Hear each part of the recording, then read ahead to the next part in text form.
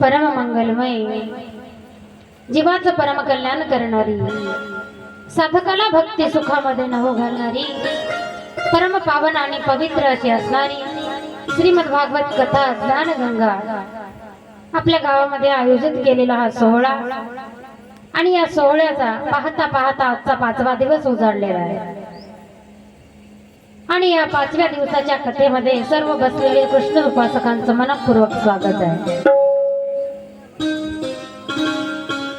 श्रीमद भागवत महापुराण कथा श्री शुकाचार्य मुनी राजा परीक्षितीला सांगत आहे।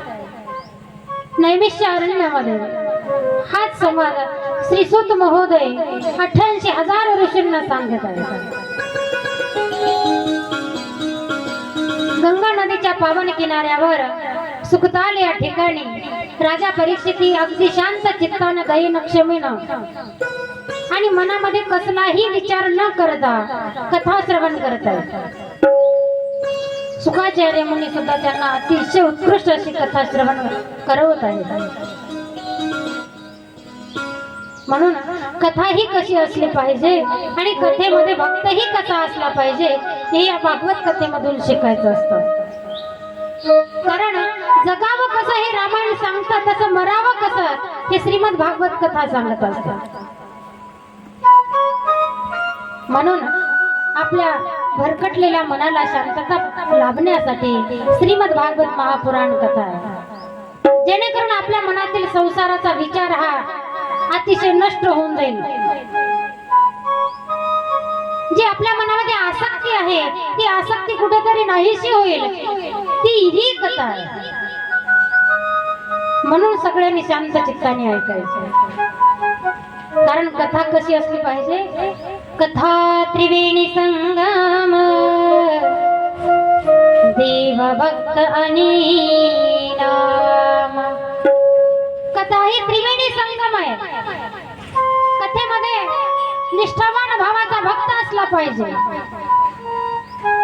त्या भक्ताच्या डोळ्यासमोर भगवंताची सगुण मूर्ती असली पाहिजे आणि तिसरं म्हणजे त्या भक्ताच्या मुखामध्ये ईश्वराचं सतत नामचिंतन असलं पाहिजे। नाहीतर बरेच ठिकाणी असं पाहायला मिळतं की शरीर या ठिकाणी आहे पण मन घरी आहे। महाराज बरेच दृष्टांत सांगतात की कुलपाला झटके देतात, इथं बसतात कीर्तनात आणि घरी कुलपाला झटके देतात। असं नाही का? आपली स्थिती सगळ्यांची तीच आहे। कारण थोडं जर चित्त आपलं विचलित झालं ना तर लवकर ध्यानावर येत नाही। आमचंही तसंच होते। थोडं जर असं इकडे तिकडे मन गेलं की नाही, उदाहरण द्यायचं झालं तर कोणी मधात बोललं का जास्त उडबस केली की आपल्या डोळ्यासमोरचं जे चित्र आहे ते नाहीच होते, मग थोडा वेळ जातो त्याला सावरायला। अगदी त्या प्रकारे आपलं मन जसं या चित्रातून या चित्राकडे आणायचं, संसाराच्या चित्रातून परमार्थाच्या चित्राकडे आणायचंय ना, मग त्याच्यासाठी श्रीमद भागवत कथा ऐकायची। आणि ऐकत असताना नेहमी आपल्या स्वतःच्या जागेवर एकाच जागेवर बसायचं आणि कथा श्रवण करायची। दररोज जागा नाही बदलायची। कारण ज्या जागेवर आपण बसतो ना त्या जागेवर बसण्याचं अनुष्ठान मिळत असतं आणि त्याचं पुण्यही आपल्याला लागत असतं। म्हणून कथा श्रवण करत असताना अगदी शांत चित्त असलं पाहिजे, एका जागेवर बसलेलं असलं पाहिजे, तरच कथेचं फळ आपल्याला प्राप्त होतं। कालच्या कथेमध्ये, कालच्या सत्रामध्ये आपण किती गोड कथा ऐकल्या, अनेको कथा ऐकल्या, देवाचे अवतारही पाहिले आणि संध्याकाळच्या वेळेला भगवान परमात्म्याचं आगमन आपल्या गावामध्ये झालं। किती आनंद व्यक्त केला महिला मंडळाने। कारण ज्या वेळेस देव गावात येतो ना त्यावेळेस आपल्याला तिन्ही सुखाची प्राप्ती होत असते। आधी दैविक, आधी भौतिक आणि आध्यात्मिक सुखाची प्राप्ती देव आपल्या गावात आल्याच्या नंतर होत असते। म्हणून आपण जो सोहळा साजरा केला किती गोड होता तो सोहळा आणि त्या आनंदाच्या भरात किती सांगू मी, सांगू कोणाला, किती सांगू मी, सांगू कोणाला, आज आनंदी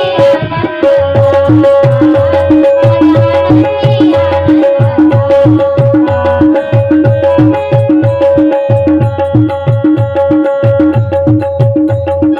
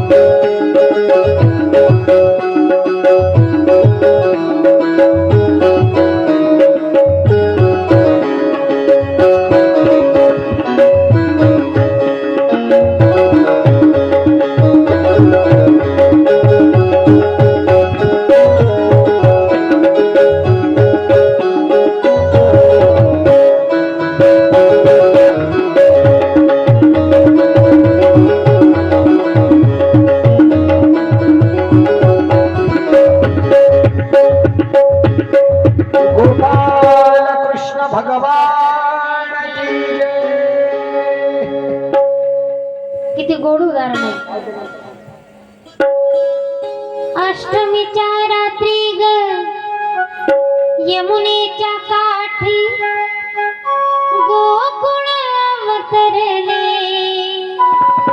देवाचा जन्म झालेला आहे. अष्टमीलाच भगवान परमात्मा जन्माला आलेले आहे. श्रावण महिन्यामध्येच आलेले. त्याही मध्ये रोहिणी नक्षत्र आहे. बुधवार दिवस आहे आणि रात्रीचे 12 वाजलेले. अशा वेळेला भगवान परमात्माचा जन्म झालेला आहे. गोपाल कृष्ण भगवान की जय. अशा या तिथीवर जन्माला यायचं ही कारण आहे. आणि ज्यांच्या उदरी जन्माला आले असे वसुदेव महाराज आणि देवकी माता. खरं जर पाहायला गेलं तर यांचा पूर्व इतिहास जो आहे ना, पहिल्या जन्मामध्ये ते सुतप्पा नावाचे राजे होते, ब्राह्मण होते. आणि त्यांची जी पत्नी होती तिचं नाव कृष्णे. पहिल्या जन्मामध्ये त्यांनी इतकी कठोर तपश्चर्या केली. आपल्याला एकही पुत्र संतान नाहीये म्हणून याकरता त्या दोघांनी एवढी तपश्चर्या केली. आणि त्या तपश्चर्याचा परिणाम देवानं भेट दिली आणि सांगितलं, मागा तुम्हाला काय मागायचंय. त्यांनी देवाकडे मागावं, पण नेमकं काय मागितलं की देवा आम्हाला तुमच्यासारखा मुलगा व्हावा, आम्हाला तुमच्यासारखा मुलगा व्हावा. देवानं विचार केला, आता माझ्यासारखा तर मीच आहे, माझ्यासारखा दुसरा एकही नाही. पण आता तुमची ही तपश्चर्या एवढी पाहून आता तुमच्या उदरी मलाच जन्म घ्यावा लागेल, जेणेकरून तुमची इच्छा पूर्ण होईल. पण ती तपश्चर्या इतकी गहन होती, इतकी पावन आणि पवित्र होती की 1 नाही 2 नाही 3 जन्म देवाने त्यांच्या उदरी जन्म घेतलेला आहे. गोपाल कृष्ण भगवान की जय. सुतप्पा आणि कृष्ण यांच्या उदरी जेव्हा जन्माला आले तेव्हा कृष्ण गर्भ म्हणून देवाने जन्म घेतलेला. दुसऱ्या जन्मी ज्यावेळेस हे सुतप्पा नावाचे कश्यप महामुनी झालेले आहे आणि कृष्णी नावाची जी स्त्री आहे ती आदिती या रूपाने प्रगट झालेली आहे. आणि या दोघांच्या उदरी 52 भगवान जन्माला आलेले. हा झाला त्यांचा दुसरा जन्म. आणि तिसरा जो जन्म आहे ते सुतप्पा ब्राह्मण. आता वसुदेव महाराज झाले आणि तीच कृष्ण माता देवकी माता झाल्या. आणि भगवान परमात्मा श्री कृष्ण या रूपाने त्यांच्या उदरी जन्माला आलेले. गोपाल कृष्ण भगवान की. कारण ऋण फेडावया अवतार केला आणि अविनाश आला आकाराशी. निवळ या दोघांच्या तपासाठीच जन्माला आले असं काही नाही, त्याच्या पाठीमागे अनेको कारण आहे. थोडक्यामध्ये सांगायचं जर झालं तुम्हाला तर अंबरीश नावाचा राजा, अंबरीश नावाचा राजा एकादशीचं व्रत करायचा. आणि त्याचं व्रत आपल्यासारखं नव्हतं बरं का, दिवसभर चरावून एकादश धरा असं नव्हतं. कारण शास्त्राने जसं व्रत सांगितलं तसं जर आजही आपण जर केलं ना तर आपल्यालाही जी रुक्मांगद राजाला गती मिळाली ती आपल्यालाही मिळू शकते. पण तसं केलं तर जमेल तर पहा. कारण ज्या वेळेस एकादशीचं व्रत सुरू होणार त्याच्या अगोदरल्या दिवशी म्हणजेच दशमीच्या दिवशी 10 वस्तूंचा त्याग करायचा. आता ते नियमान वचमी अस्मिन् व्रते दिनत्रये काश्यं मासं मसुरान् जनकात् कोद्रवास्तथा शाकं मधुपरान्नच्च पुनर्भोजनं मैथुने. कारण 10 दशमीच्या दिवशी 10 वस्तूंचा त्याग करायचा. नेमका कोणत्या वस्तूंचा त्याग करायचा? काचेच्या भांड्यात आपण चहाही पियायचं नाही, जेवायचं तर दूरच राहिलं. जेवण करायचं नाही, पुन्हा जेवायचं नाही, 2 वेळा जेवायचं नाही, दशमीच्या दिवशी एकच वेळा जेवायचं. आपण तर आपलं कसं आहे माहितीये का, उद्या एकादशी असली ना तर आजच पत्नीला दटावून सांगतो की का ग मला उद्या एकादश आहे, आज साजरा स्वयंपाक कर. म्हणजे उपवास तर उद्या आहे पण आज जेवावं लागेल की नाही, उद्या उपवास धरायचा. पण दशमी जर करायची असली तर एकच वेळ जेवायचं, काचेच्या भांड्यात नाही जेवायचं, हिरव्या पालेभाज्या पण खायच्या नाही. हरभऱ्याची डाळ नाही, मसुराची डाळ नाही, चनकात गोत्र वास्तता शाकम मधु परान्नच पुनर्भोजनम मैथुने. तेलकट भाज्या सुद्धा खायच्या नाही. दुसऱ्याचं जेवण जेवायचं नाही. आता आमचं सोडून द्या, आम्हाला बाहेर गावी गेले की दुसऱ्याच खावं लागतं नाही का, कारण आपल्याला होणारच नाही हे व्रत. स्त्री संग त्या दिवशी नाही झाला पाहिजे. अशा 10 वस्तूंचा जर आपण त्याग केला ना तर आपलं व्रत पूर्णत्वाला जातं. तसंच एकादशीच्या दिवशी आपण 11 वस्तूंचा त्याग करायचा आहे. कोणत्या आहेत त्या 11 वस्तू? दूत क्रीडाच निद्राच तांबूल दंत धावनम परापवाद पैशून्यम स्थेयम हिंसा तथा रतिम कोपन हे वाक्यम मृत्यम दशम एकादशम विवर्जते वैष्णव सदाहा. कारण 11 वस्तूंचा जो त्याग करायचा आहे तो म्हणजे दूत क्रीडा खेळायची नाही, म्हणजे जुगार खेळायचा नाही, मद्यपान करायचं नाही, विडा भक्षण करायचं नाही, दात पण घासायचे नाही. आता बाई एकादशीच्या दिवशी दंत धावनम दात पण घासायचे नाही. तुम्ही खरंच तशा राहसाल बरं का. दात कशाने घासायचे नाही? मिश्रीनं घासायचे नाही. दात असे घासायचे कोलगेटनं ब्रशनं किंवा कोळशाने घासले तर चालतात, पण मिश्री लावायची नाही. दंत धावनम परापवाद दुसऱ्यासोबत भांडण करायचं नाही. म्हणजे याचा अर्थ असा नाही की घरातल्या घरात करायचे, असं नाही. घरातले टाळायचे आणि दुसऱ्यासोबतचे टाळायचे. स्थेयम हिंसा चोरी करायची नाही, हिंसा करायची नाही, तथा रतिम आणि स्त्री संग करायचं नाही. अगदी अशा प्रकारे निराहार राहून जर एकादशीचं व्रत केलं तर आजही पुण्य प्राप्त होतं. तसंच 12 वस्तूंचा द्वादशीला त्याग करायचा. आणि असं जर व्रत आपण केलं ना नेहमी तर रुक्मांगद राजासारखं पुण्य आपल्याला आजही मिळू शकतं. त्यांनी तसं व्रत केलं पण त्याच्या अगोदर त्यांना माहित नव्हतं व्रत कसं करायचं. असं एका गावामध्ये गेले मी आणि सांगितलं एकादश धरत जाऊ बाबा. महिला मंडळ बसलो आम्ही, त्यांना सांगितलं की एकादश करत जा. एका महिलेनं मनावर घेतलं, धरली एकादश समोरची आणि माझंच कीर्तन होतं त्या गावात. गेली आणि ती झोपलेली होती. म्हणलं का होत आहे तुम्ही झोपल्या का? आणि काय नाही ताई मला चक्कर येते. म्हणलं का? तर म्हणे एकादश धरली. म्हणलं फराळ केला नाही का? काही नाही होत आहे, काहीच खावं वाटत नाही फराळाला, उपवासाला काहीच खावं वाटत नाही. म्हणलं काहीतरी खायचं नाही. म्हणे सकाळी 1 गिलास दूध पिलं, त्यानंतर 8 वाजता 1 प्लेट शाबूची खिचडी खाल्ली, मग त्याच्या बाद काहीच खाल्लं नाही. म्हटलं नंतर मग? म्हणे 10 वाजता सुनबाईनं भगर आणि शेंगदाण्याची आमटी केली, फक्त 2 प्लेट खाल्ली, बाकी काही खाल्लं नाही त्यावेळेपासून. आणि नंतर 1 वाजेपर्यंत माझा मुलगा गावी गेला होता, तिकडून त्याने 1 डझन केळी आणि 1 किलोभर शेप आणली होती, बस तेवढीच खाल्ली, ताई काहीच खाल्लं नाही. काहीतरी खायचं ना. नंतर म्हणे काय नाही 4 वाजले, 4 वाजल्यापासून म्हणलं सुनबाईला पुन्हा दुधाचा ग्लास तयार करून मागितला आणि तिला म्हणलं की बाई थोडी गुळपट्टी असेल तर बनव ना. प्लेटभर गुळपट्टी खाल्ली, बाकी काहीच नाही खाल्ली. मी मनामध्ये विचार केला आता काय मला खाती का काय. एवढं खाल्ल्याच्या नंतर पुन्हा म्हणते की मी याच्या व्यतिरिक्त काही खाल्लं नाही ताई, आता उठून बसावं नाही, इतके चक्र यायला. असं जर केलं तर एकादशीचं पुण्य लाभेल का? नाही लाभणार. म्हणून आपण असं व्रत करायचं की जेणेकरून आपली जसं वैकुंठाला नगरी नेली होती रुक्मांगद राजानं, तशी आपली सुटका झाली पाहिजे. आणि असं व्रत अंबरीश नावाचा राजा करत होता. ज्या दिवशी एकादशीचं व्रत झालं आणि पारणा करण्यासाठी द्वादशीच्या दिवशी जेवायला बसायच्या अगोदर त्यांचा नियम होता की बाहेर बघायचं, कुणीतरी आलं ना त्यांना अगोदर जेवायला द्यायचं आणि नंतर आपण एकादश सोडायची.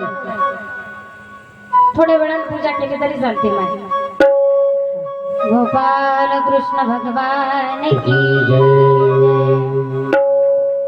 राजाने बाहेर येऊन बघितलं तर दुर्वास ऋषी त्या ठिकाणी दिसले आणि त्यांना वाटलं की माझं अहोभाग्य आहे की माझ्या पारण्याच्या वेळेला ऋषींचं आगमन झालं, म्हणून त्यांना जेवणासाठी त्या ठिकाणी आमंत्रण दिलं. काही हरकत नाही म्हणले, येतो मी जेवायला. पण मी माझे आंघोळ स्नान वगैरे आटपल्याच्या नंतर येतो. ऋषी महाराज नदीवर गेले आंघोळीला. आणि इकडे ज्या वेळेला हरी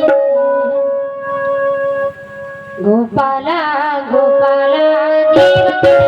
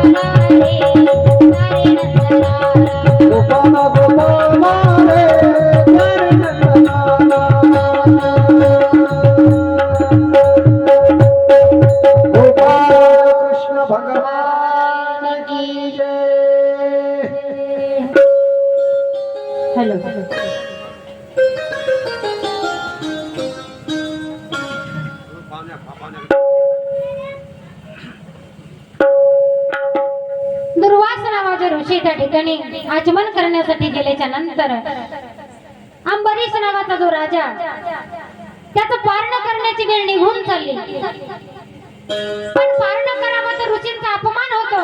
जेवायला सांगितलं आणि आपण त्यांच्या अगोदर जेवायचं, ही अपमानाचीच गोष्ट आहे का नाही? म्हणून वाट बघावा तर आपली वेळ निघून चालली, आपला नित्य नेम जाणार आहे. याकरता अंबरीश राजाने थोडस पाणी घेतलं आणि पाणी पिऊन पारण केलं. फक्त काय केलं होतं? पाणी पिलं होतं. लक्षपूर्वक ऐकत जा बरं. आणि दुर्वास ऋषी त्या ठिकाणी आल्याच्या नंतर त्यांना कळालं की राजानं पारण सोडलं. राग आला म्हणे, राजा असा माझा अपमान करायचा होता तर मला कशाला जेवायला बोलवलं? म्हणे, महाराज माझी पारण सोडायची वेळ निघून चालली होती म्हणून पाणी पिऊन पारण सोडलं. आता तुम्ही जेवण करा. नाही म्हणे, मी जेवणार नाही.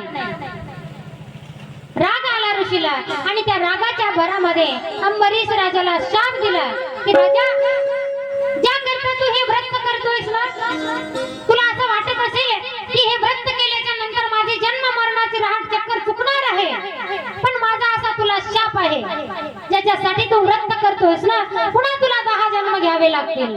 गोपाल कृष्ण भगवान की. आता असं ऐकल्या बरोबर अंबरीश राजाला राग नाही आला, देवाला राग आला. कारण देवाला अपमान देवाचा जर झाला तर त्याला राग येत नाही, पण त्याच्या भक्ताचा जर अपमान झाला ना त्याला राग सहन होत नाही. लगेच देवाने सुदर्शन चक्र काढलं आणि जसं काढलं तसं दुर्वासा नावाच्या ऋषीच्या पाठीमागे लावलं. मग काय पाहता, ऋषी पुढे आणि चक्र मागे. असं एक नाही, दोन नाही, 1000 वर्ष ऋषी पळाले आणि 1000 वर्ष सुदर्शन चक्र त्यांच्या पाठीमागे. जिथे जाते ब्रह्मदेवाजवळ गेले, ब्रह्मदेवाला सांगितलं वाचवा मला. ब्रह्मदेव म्हणाले माझ्या आटोक्यात नाहीये. शंकराकडे गेले तरी तीच किती. शेवटी त्याला असं सांगितलं की बाबा, ज्याच्या करता तुला हा सुदर्शन चक्र तुझ्या पाठीमागे लागला आहे ना त्याला शरण जा. जोपर्यंत एक वर्ष, जोपर्यंत दुर्वास ऋषी पळाले ना तोपर्यंत राजा हा उपवासीच होता. त्यांनी जेवण नव्हतं केलं, कारण जोपर्यंत त्यांचा आपल्याकडून अपमान झाला, मान होईपर्यंत आपण त्यांना जेव घातल्याशिवाय पाठण सुद्धा करायचं नाही, जेवायचंही नाही. आणि काही कालानंतर दुर्वास ऋषी त्या ठिकाणी आले आणि राजाला शरण गेले. म्हणाले, राजा मला माफ कर, माझ्याकडनं चुकी झाली आहे, मी तुला विनाकारण शाप दिला. पण त्या ठिकाणी देव आले आणि देवाने सांगितलं की राजा, त्या ऋषीने तुला जरी करता शाप दिला तरी तू काळजी करू नकोस. काय शाप दिला होता की 10 जन्म तुला घ्यावे लागतील, पण काळजी करू नकोस, तुझे 10 जन्म मी सोसेल. या करता सुद्धा देवाचा अवतार आहे गोपाल कृष्ण भगवान की जय. म्हणून भक्तासाठी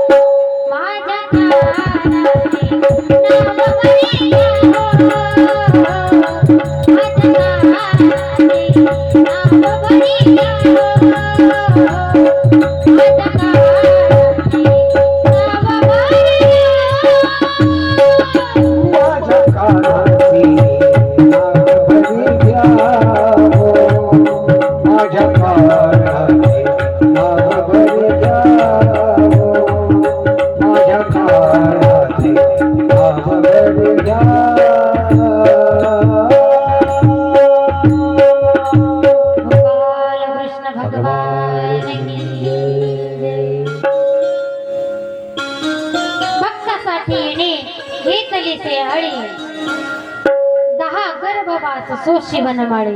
हे 10 गर्भ सोसण्याचं कारण हे आहे. म्हणून असे अनेक अवतार कारण आहेत देवाला अवतार धारण करायचे.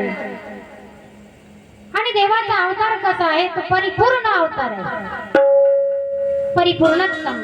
कारण अंशांश अंश आवेश कला पूर्ण परिपूर्णतम असे 6 प्रकारचा काय अवतार आहे भगवान श्रीकृष्णाचा. म्हणून आपल्याला चरित्र जरी ऐकलं ना तरी पुण्य लागत असतात. आणि भगवान श्रीकृष्णाचा जो जन्म आहे तो श्रावण महिन्यातच का झाला, बुधवारी का झाला, रोहिणी नक्षत्रामध्येच का झाला, रात्रीच्या 12लाच का झाला, असे अनेको कारण या ठिकाणी सांगितलेले आहे. गोपाल कृष्ण भगवान की जय. आपल्या कथेला बाबर किती दुरून मंडळी आलेली आहे. आपल्या काटेकर ताई असतील, आपल्या ठाकूर ताई असतील, अनेक या ताई सुद्धा हानसिंगवरून मंडळी आलेली आहे. आपलं भाग्य आहे बरं का. आपली सगळी इतकी प्रेमळ मंडळी आहे की त्यांना असं ओढून घेतो आपण. म्हणून तुमचं सुद्धा मनपूर्वक स्वागत आहे. गोपाल कृष्ण भगवान की जय. आणि भगवान परमात्म्याचे जे 9 रस आहेत, ज्या अवताराचे 9 रस आहेत, भयानक रस, वीर रस, रौद्र रस, अद्भुत रस, विमत्स रस, शांत रस, शृंगार रस, करुण रस आणि हास्य रस, या 9 रसामध्ये परिपूर्ण असणारा भगवान परमात्मा श्रीकृष्ण आहे. आणि या प्रत्येक रसामध्ये एक एक कार्य देवाने केलेलं आहे. पाहायला जर गेलं भयानक रस जो आहे त्या भयानक रसामध्ये देवाने कालिया मर्दन केलेला आहे. आपण अतिशय उत्कृष्ट अशा कथा ऐकणार आहोत. दुसरा जो रस आहे वीर रस, यामध्ये कुवलपिडिया नावाचा राक्षस जो आहे त्याचा वध केलेला आहे. रौद्र रस, मुष्टिक, जानवर, कंस यांचा वध केलेला या रसामध्ये. विमत्स रस, देवाने काय केलेलं आहे, पुतना शोषण केलेले आहे. पुढे शांत रस, आणि त्या शांत रसामध्ये भगवान श्रीकृष्णाने अर्जुनाला उपदेश केलेला आहे, गीता सांगितलेली आहे. शृंगार रस, गोपींबरोबर रास क्रीडा केलेली आहे. करुण रस, सुदामाचा सत्कार करुण रसाचा काय आपल्याला अनुभव दिलेला आहे. त्यांच्या वागण्यातून आपल्याला प्रत्येक कृतीतून एक नाही एक गुण तरी आपल्याला घ्यावा असा आहे. आणि हास्यरस म्हणजे जसं गोपाळांना जवळ बोलवायचं, बसवायचं, लोण्याचे गोळे त्यांना खायला द्यायचा, अशा प्रकारे 9 रसामध्ये देवाचा काय अवतार आहे. गोपाल कृष्ण भगवान की जय. म्हणून ज्या दिवशी जन्माला आले त्या दिवशी बुधवार असल्या कारणाने बुधवारी का जन्माला आलेले आहेत, कारण पुण्य काळ त्यांचा राहिला से उभा, देवकीच्या गर्भा देव आले.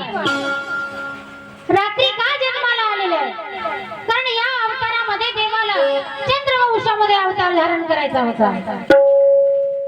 त्याच्या अगोदरचा जो अवतार होता राम अवतार, तो सोमवंशामधला म्हणजे सूर्याच्या वंशामधला होता. आणि आता जो अवतार आहे म्हणजे चंद्राला राग न यावा याकरता चंद्रवंशामध्ये घ्यायचा होता, म्हणून देव रात्रीला जन्माला आलेले. रोहिणी नक्षत्रामध्ये का, तर चंद्राच्या ह्या 27 पत्नी आहेत आणि त्यामध्ये रोहिणी ही मुख्य पत्नी आहे. आणि तसं जर पाहायला गेलं तर वसुदेव महाराजांची पत्नी दुसरी रोहिणी, तिला कदाचित असं न वाटावं की देवाने आवडानिवड केली, देवकीच्या पोटी गेले आणि मला म्हणून रोहिणी नक्षत्रात जन्माला आले. गोपाल कृष्ण भगवान की जय. बुधवारी जन्माला येण्याचं कारण आहे की चंद्रवंशातील मूळ पुरुष हा बुध आहे आणि त्या बुध चंद्राचा प्रथम मुलगा आहे, म्हणून त्या मुलाला आणि चंद्राला आनंद वाटावा याकरता बुधवारी जन्माला आलेले. आता रात्रीच्या 12ला का जन्माला आलेले आहे,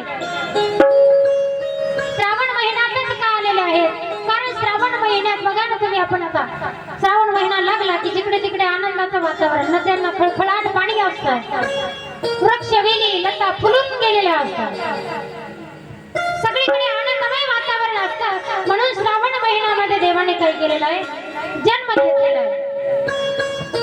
वर्षा ऋतूत जन्म घेण्याचं कारण आहे की त्या वर्षा ऋतूमध्ये पावसाचा वर्षाव सुरू होतो आणि पाऊस जर झाला तर धनधान्य काय होत असतं, भरभराटीला येत असतं. आणि पाऊस जर नाही झाला तर काय दुष्काळ पडण्याची शक्यता आहे. म्हणून आनंदाच्या वातावरणामध्ये त्या वर्षा ऋतूमध्ये जन्म घेतलेला आहे. अष्टमीलाच का जन्माला आलेलो, कारण देवाचा जो अवतार आहे तो 8वा आहे. त्यांना जन्माला आल्याच्या नंतर 8च कार्य केले, लग्न 8च केले मुख्य, बरं का, बाकीच्या 16,100 सोडून आणलेल्या नंतर केल्या, पण मूळ ज्या स्त्री आहेत त्या 8च आहे. आणि ज्या लीला देवाने केलेल्या आहेत त्या 8च वर्षाच्या आत केलेल्या आहेत. 8 वर्षाच्या नंतर जर केल्या असत्या ना तर पाठीला गोदडी बांधायचं काम पडलं असतं, कारण 8च वर्षाचं लेकरू एवढं गोड दिसतं ना की असं वाटतं की त्याच्या जवळ जावं, त्याच्या पाठीवरून हात फिरवावा, तोंडावरून हात फिरवावा. म्हणून 8 वर्षाच्या रूपामध्येच देवानं काही केलेलं आहे, अवतार धारण केला. आणि 8च वर्षाची मूर्ती माता देवकी आणि वसुदेव महाराज यांच्या समोर बंदी शाळेमध्ये प्रकट झाली होती. आणि हे 8च कार्य असे होते, म्हणून 8वा अवतार धारण केलेला आहे. अष्टमीस जन्माला आलेले आहेत. गोपाल कृष्ण भगवान की जय. आणि बघा ना, देवाची 8 स्वरूप आहेत. पाहायला गेलं तर बालकृष्ण, लाला कृष्ण, गोपाल कृष्ण, युगल कृष्ण, राधा कृष्ण, भगवान कृष्ण आणि योगेश्वर कृष्ण, या 8 रूपामध्ये देवाने काय केलेलं, लीला केलेलं आहे. असे अनेक कारण आहे. आणि ज्या वेळेला देव जन्माला आले ना त्या वेळेला काही दिशा प्रसन्न झाल्या, नद्यांना आनंद झाला. एवढंच नव्हे तर या पृथ्वी तलावावर एवढे शुभ शकुन होऊ लागले की जिकडे तिकडे आनंदच होता. म्हणून आनंद हा शब्द जो आहे ना माणसाच्या जीवनातला, त्याला दुसरा एकही विरुद्धार्थी शब्द नाही. नाहीतर बोला, आनंदाचा विरुद्धार्थी शब्द काय होतो सांगा बरं महिला मंडळ? काय होतो आनंदाचा विरुद्धार्थी? दुःख. मग सुखाचा विरुद्धार्थी कोणता आहे? सुखाचा विरुद्धार्थी शब्द दुःख आहे. म्हणून आनंद या शब्दाला एकही विरुद्धार्थी शब्द नाही, हा स्वतंत्र शब्द आहे. आणि हा जिथे आहे ना तिथेच ईश्वर आहे, गोपाल कृष्ण भगवान. म्हणून बघा, एखाद्या घरामध्ये भांडण तंटा असू द्या नेहमी, तिथं देव राहत नाही. आणि एखाद्या घरामध्ये आनंद असू द्या, त्या ठिकाणी आपणही जर गेलो तर म्हणतो काय देव नांदतो त्या घरामध्ये, पाहावं जिकडे पाहावं तिकडे आनंदी आनंद. म्हणून देवाचं स्वरूपच ते आहे. आनंदाचे डोही आनंद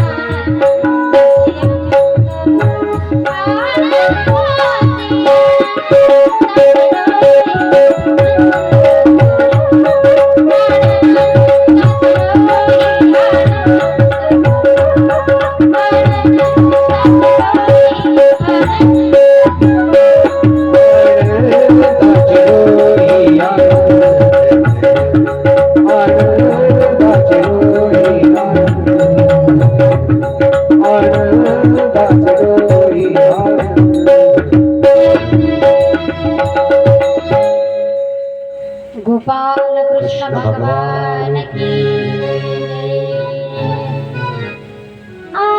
आनंदाचे डोही आनंद तरंग आनंदाची अंग आनंदाची अंग आनंदाची आनंदाचे डोही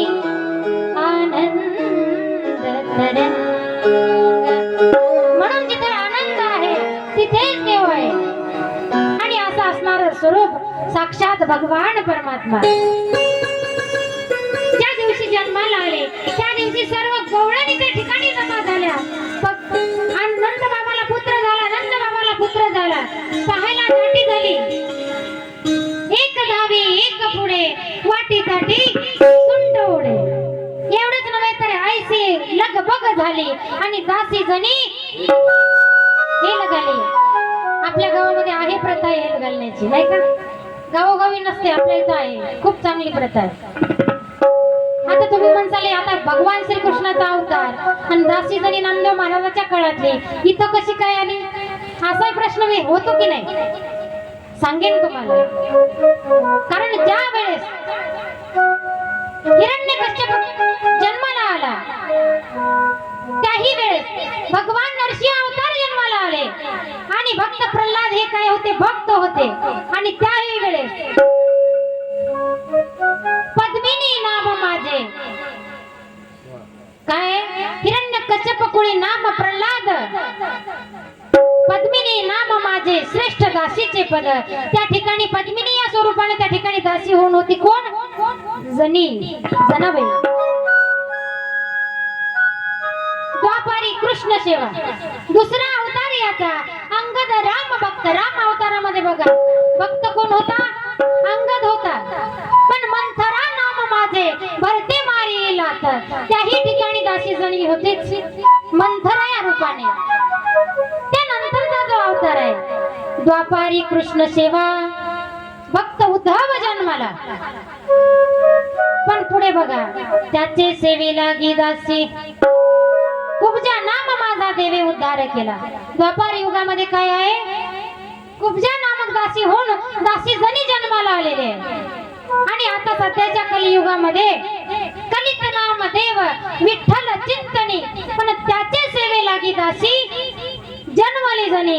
म्हणून ज्या ज्या अवतारामध्ये देवाने अवतार धारण केला ना, त्या त्या अवतारामध्ये भक्त नामदेव महाराज आणि दासी जनी हे सोबतच होते.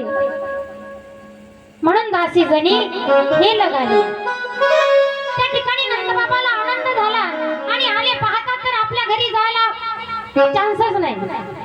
आपल्या घराच्या समोर सगळे गवळणी उभे आहेत, दाटी केलेली आहे. लहान लहान मुलं सुद्धा आपल्याला नवीन सवंगडी आलेला आहे, पाहण्यासाठी त्या ठिकाणी गर्दी करत आहेत. नंदबाबा मान वर करू करू करू बघत आहेत, पण त्यांना काही बरोबर दिसत नाही. शेवटी लहान लहान लेकर नंदबाबाची चिड काढू लागले. बाबा, तुम्ही असे म्हातारे आणि असे पांढरे केस पाहिल्याच्या नंतर तुमचा बाळ जो आहे आता नुकताच जन्माला आला आणि पांढऱ्या केसाचा माणूस जर पाहिला तर बाळ भिईल. मग आता तुम्ही काय करा, डाय करा. चला आम्ही तुमचा मेकअप करून देतो. आता डाय करतो की नाही आपण सगळे? झोपला का काय? आपण हे करतो की नाही? हात सकाळी होईपर्यंत करतो. पण डाय करायला वय असते बरं का? आता वय तरुण वयात डाय करायची नाही तर कसं होते माहितीये का? पांढरे एकदा का केस झाले की आपण कितीही काळे करा, ते आपल्याला धोका दिल्याशिवाय राहतच नाहीत. कमी दाबाचा पट्टा हा निर्माण होणार म्हणजे होणारच. इकडं काळे आणि मधातच पांढरे. नंदबाबाला नेलं लेकरांनी डाय करायला, मेकअप करायला, शृंगार करायला. त्या ठिकाणी गवळणी जमल्या आणि गवळणी देवाला पाहण्याकरता जात होत्या, अशाच नव्हत्या जात. त्यांनी मेकअप केला, सुंदर असा मेकअप केला आणि त्या ठिकाणी जाऊ लागल्या. पण एक म्हातारी होती, तिला ऐकायला कमी येत होतं. तिनं विचारलं, काका कुठं चालल्या तुम्ही? म्हणे आम्ही चाललो नंदबाबाला मुलगा झाला पाहायला चाललो. म्हणे काय? नंदबाबाला मुलगा झाला? अगं म्हणे नीट सांगा तर खरं, कुठे चालल्या? अहो म्हणे नंदबाबाला मुलगा झाला पाहायला चाललो. आता तिला वाटलं की हे एवढ्या नटून तटून चालले, मग आपणही मेकअप करावा. गेली घरामध्ये आणि असा मेकअप केला. डोळ्याला काजळ लावायचं तर ओठाला काजळ लावलं, कपाळाला कुंकू लावायचं तर डोळ्यापाशी काजळ, ज्या ठिकाणी काजळ लावतो त्या ठिकाणी कुंकू लावलं. अगदी नको तो मेकअप केला आणि तिचा म्हातारा बाहेरून आला पाहत तर भूत. म्हातारा म्हणतो, अगं असं काय केलं तू? हे म्हणे मेकअप केला. म्हणे आरशामध्ये पाहिलं का? म्हणे नाही, आरशामध्ये पाहायचंच काम नाही, इतका सुंदर मेकअप केला. म्हणे अगं एकदा तर पाहून जा. म्हातारा गेला आणि आरसा आणला, तिच्या समोर उभा केला. पाहते तर ती स्वतःलाच भुलून गेली. कारण देवाचं वेड माणसाच्या मनामध्ये एकदा का देवाला भेटण्यासाठी ओढ लागली ना, कळत नाही की आपली स्थिती काय आहे. आणि देवाकडे जाण्यासाठी आपल्यालाही तितकीच ओढ पाहिजे, तरच देव आपल्याला भेट देत असतो, अन्यथा देत नाही बरं का. म्हणून देवाकडे जात असताना, कथेला जात असताना, कीर्तनाला जात असताना आपण जशा लग्नामध्ये साड्या नेसून जातो की नाही, तशा भारीच्या साड्या नेसायला पाहिजे 7 दिवस. देवाला आपणही आवडलं पाहिजेत की नाही? हा, आपणही आवडलं पाहिजे. गोपाल कृष्ण भगवान. त्या ठिकाणी सर्वत्र आनंद झाला. सगळ्या गोकुळामध्ये एवढा आनंद यशोदा मैयाला तर परावारच नाही राहिला. भगवान भोलेनाथ त्यांना सुद्धा इच्छा झाली की हरी आणि हर हे काही दोन्ही वेगळे नसून एकच आहेत. पण हरीने जन्म घेतला, सगुण रूपामध्ये देवाने अवतार धारण केला आणि मला त्या ठिकाणी भेटायला जायचं, पाहायला जायचं तर खरं. पण महादेवाने विचार केला, मी जर या स्वरूपामध्ये या स्वरूपामध्ये जर गेलो तर लोक त्या मुलाला पाहायचं सोडून देतील आणि माझं दर्शन घेत राहतील. आले महादेव. म्हणून वेश पालटला आणि जोग्याचा वेश धारण केला. लांब लांब जटा, पांढरी शुभ्र दाढी, भगवे कपडे आणि त्या ठिकाणी गेले. बाळालाही तितकीच ओढ लागली होती, कारण हरी हरा भेद नाही नका करू आज, एक एकाचे हृदयी गोडी साखरेचे. जेवढी ओढ महादेवाला होती तेवढीच कृष्णाला सुद्धा ओढ होती की मी महादेवाला कधी भेटेन. पण आता महिलाला जायला चान्स नाही, तर या बाबाला कोण जाऊ देते? अशा भैसूर बाबाला नाही, त्यांना मागवा करत बाहेर अंगणाच्या काढून दिला. पण तितक्यामध्ये भगवान श्रीकृष्णाने युक्ती केली आणि एवढा मोठ्याने रडायला सुरुवात केली टहा टहा करून देव रडायला लागले.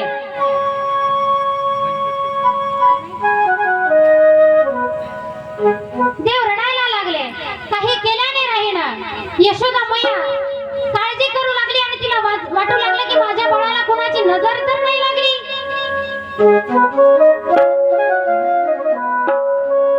माझ्या कानाला कुणाची बाई लागली नजर. माझ्या कृष्णाला कुणाची बाई लागली नजर. दुष्ट काढी बाई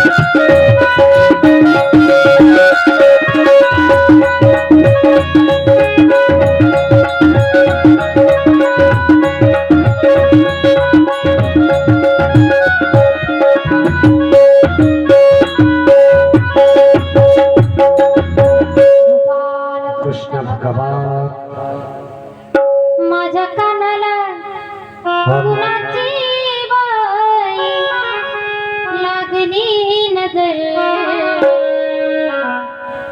दुष्ट काढी ते बाई में उतरते पदर. पदर उतरवता करा महिला मंडळ लेकराच्या अंगावर. दृष्ट लागली की का धुपट देत असतात. मिरच्याचं धुपट दिलं की लय लवकर दृष्ट राहते बरं का. खरंच प्रयोग करत चाललं नाही नाही.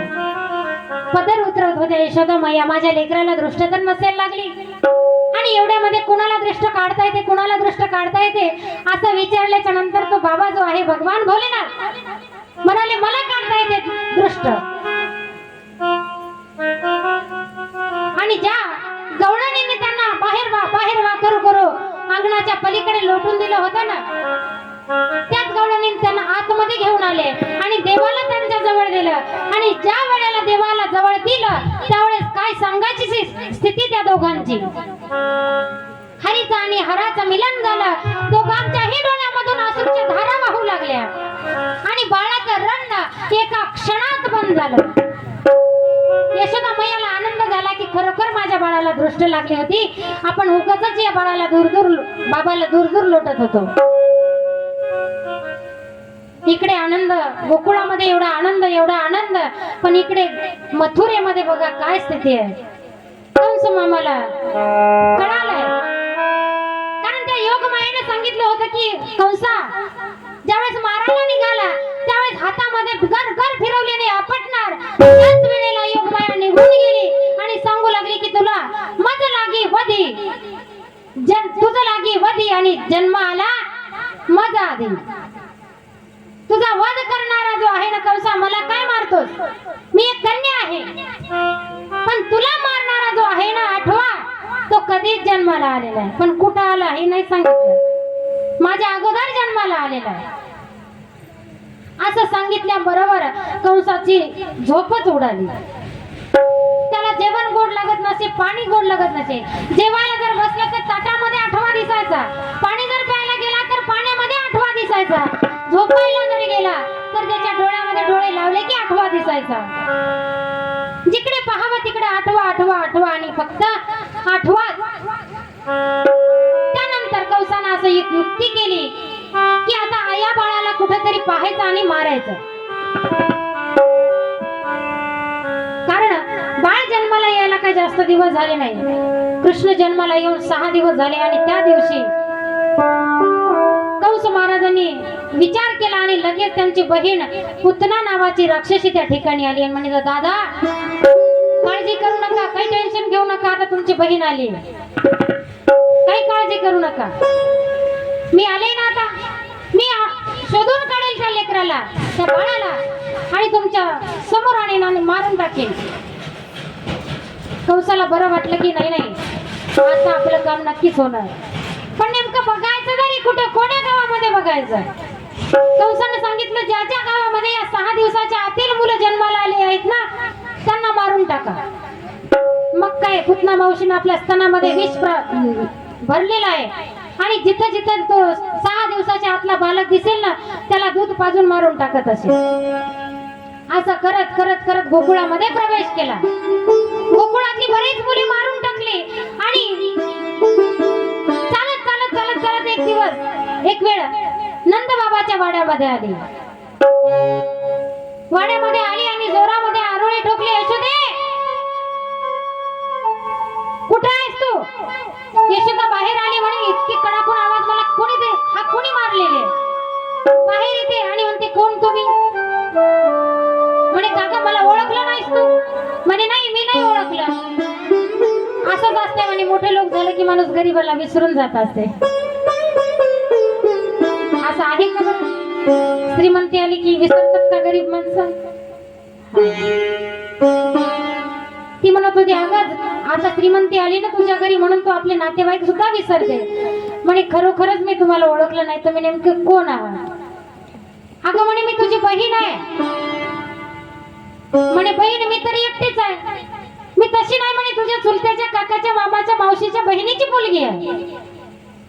आता बघा कोण येईल ती, ऐकलं का? गोपाल कृष्ण भगवान. आणि दुरून तुझी बहीण लागते. बरं असू द्या, आणि तुला मुलगा झाला तू मला सांगितलं नाही? म्हणे लक्षातच राहिलं नाही. म्हणे आता तरी दाखव. म्हणे झोपला तो आता. आणि असं म्हणल्याबरोबर देवाला वाटलं पहिलंच ग्राहक आला आणि आता झोपून चालणार नाही. लगेच बाळानं रडायला सुरुवात केली. ती पुतना नावाची राक्षसी म्हणत होती, का ग यशोदे तू तर म्हणली बाळ झोपला, तू तर पाळण्यातच आहे आणि रडत आहे, खोटं बोलतेस का? बघू द्यायचा नाही का मुलगा? तसं काही नाही म्हणे, झोपला होता पण आताच उठला. दाखव म्हणे, मला बघायचं आहे. गेली बघायला, बाळाला हातामध्ये धरलं, पाहिलं तर एवढं रूप सुंदर होतं देवाचं, एवढं सुंदर रूप की पाहिल्या बरोबर मनाला वेड लागणार आहे. सावळे रूपडे चोरटे चिताचे सावळे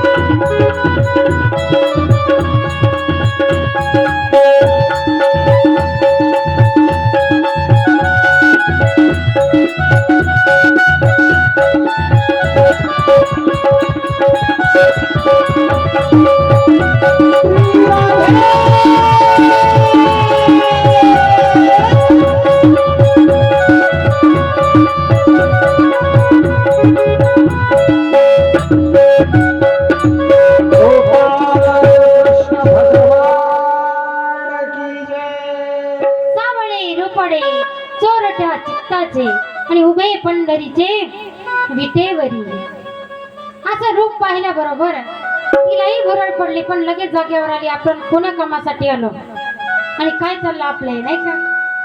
आणि यशोदेला सांगितलं, अगं माझ्या स्तनामधलं जर दूध याला पाजलं ना, त्या बाळाला एकही दुःख येणार नाही, निरोगी बालक होणार आहे. यशोदाला तेवढंच पाहिजे होतं. तिला बऱ्याच वर्षांनी मुलगा झाला, त्या मायेच्या पोटी तिला काहीही सुचत नव्हतं. तिला असं वाटत होतं की माझं बाळ कशा प्रकारे सुदृढ म्हणजे चांगलं मजबूत बनवू, कशा प्रकारे त्याचं लालन पालन करू. दिला आणि यशोदा मैया काही कारणास्तव घरामध्ये गेल्याच्या नंतर यशोदा मैयाने आपल्या स्तनातील जे विष होतं ना, ते पाजायला सुरुवात केली. आणि ज्या वेळेस तिने त्या बाळाला स्तनाला लावलं, त्यावेळेस देवाने डोळे मिटले होते.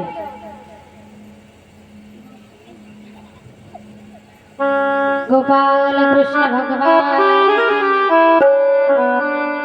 बाळाने डोळे लावण्याची 21 कारण, त्यापैकी मी काही तुम्हाला सांगून जाईन. बाळाने का डोळे लावलेले आहेत? ती पुतना ही अविद्या आहे, राक्षसी आहे आणि हिला आपल्या परम आणि पवित्र अशा डोळ्याने पाहायचा नाहीये, म्हणून देवाने डोळे लावले. दुसरं कारण असं आहे की बाहेरून चांगली आहे, पण आतून कपटी वेश आहे, म्हणून हिचं तोंड आपण पाहायचं नाही. या कारणास्तव डोळे लावलेले. पुन्हा आपण जन्माला आलो आणि 6व्या दिवशी आपल्याला हे विष पिण्याची वेळ आलेली आहे. कारण आपला जन्म दही दूध तूप लोणी खाण्यासाठी आहे, पण 6व्या दिवशी जर विष प्यायची वेळ आली असेल तर याच्यापेक्षा दुर्भाग्य काय, म्हणून डोळे लावले. पुढचं एक कारण आहे, पुतना मावशी जरी कन्या राक्षसी होती, पण तिनं आईचं रूप धारण केलं होतं आणि आईला पाहायचंय, पण अंतरात ध्यान करण्यासाठी ही मूळ नेमकी कोण आहे. दिसायला तर वरून सुंदर आहे, पण आतून कशी आहे हे अंतर ध्यानाने पाहण्यासाठी देवाने डोळे लावलेले. असे अनेक कारण आहेत की जे देवाने त्या ठिकाणी डोळे लावलेले आहेत. गोपाल कृष्ण भगवान की जय. आणि असा विचार केला की आपले दोन डोळे हे चंद्र आणि सूर्यासारखे आहेत आणि ही एखाद्या अंधाऱ्या रात्री सारखी आहे, म्हणून इथं तोंड आपण पाहायचं नाही. अशा कारणाने देवाने डोळे लावलेले आहेत. एक कारण असं आहे की जी बलिराजाची मुलगी, त्या मुलीची एक वासना होती, तिला इच्छा होती की या देवासारखा बट्टू वामनासारखा माझा जर पुत्र झाला तर, आणि तिची इच्छा पूर्ण करण्यासाठी, तिचा मागचा पूर्व इतिहास पाहण्यासाठी देवाने डोळे लावलेले. आणि लागलेच देवानं दूध तर प्राशन केलं, पण दुधाच्या पाठीमागोमाग रक्त प्राशन केलं. रक्त तर जाऊ द्या, पण पंचप्राणाचंही शोषण त्या ठिकाणी देवाने केलं. आणि पुतना नावाची मावशी राक्षसी जी आहे ती विवळ झालेली आहे. सैन्यवैरा धावत सुटली, वाचवा वाचवा, पण आता या ठिकाणी पळणार त्या वेळेस तिने राक्षसाचं रूप धारण केलेलं आहे.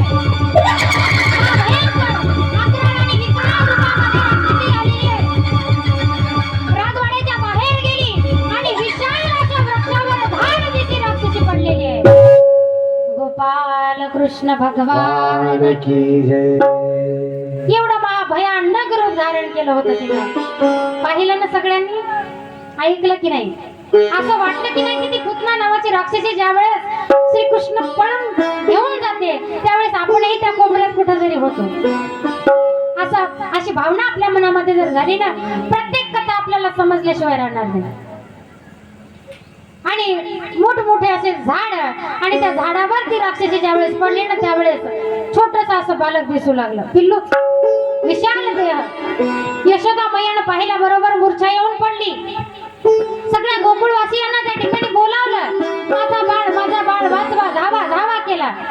आणि त्या ठिकाणी येऊन पाहतात तर मोठं विशाल शरीर पडलेलं आहे आणि तिच्या छातीवर बाळकृष्ण खेळत आहे. पण तिच्या छातीवरून बाळाला काढायचं तर त्या ठिकाणी शिड्या आणून त्या बाळाला काढायचं. करायचं काम पडलं. एवढं विशाल शरीर आणि त्या राक्षसनीला तुकडे तुकडे करून आणि चिता रचून तिचं दहन केलेलं आहे. गोपाल कृष्ण. भगवान की जय. पण अशाही स्थितीमध्ये पुतना जरी करता राक्षसी असली ना तरी सुद्धा देवाने तिला सायुज्यता नावाची मुक्ती दिलेली आहे. का तर तिचं पार्ट हे आईचं होतं म्हणून. अशा प्रकारे पुतना नावाच्या राक्षसीचा देवाने काय केला, वध केला. त्यानंतर कंस महाराजाला कळालं की आपली पुतना नावाची बहीण ही मारून टाकलेली आहे आणि एवढी मोठी विशाल बहीण